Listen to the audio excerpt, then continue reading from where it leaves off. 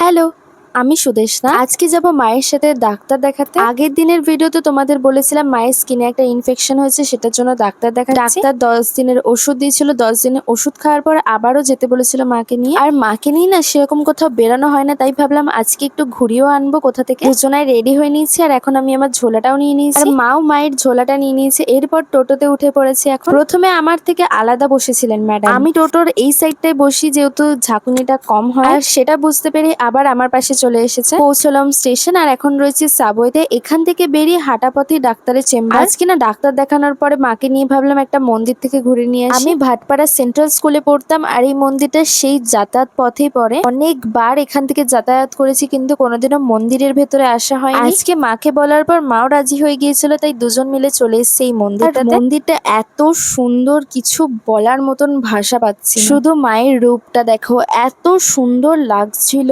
মায়ের দিক দিয়ে চোখ ফেরানোই দায়ী হয়ে গেছে। মায়ের একদম বাপাশেই হচ্ছে বাবার মন্দির। এই হচ্ছে মন্দিরের ভেতরটা। আমরা খুব ভালো টাইমে এই মন্দিরটায় গিয়েছিলাম। কিছুক্ষণ পরেই শুরু হয়েছিল সন্ধ্যা আরতি।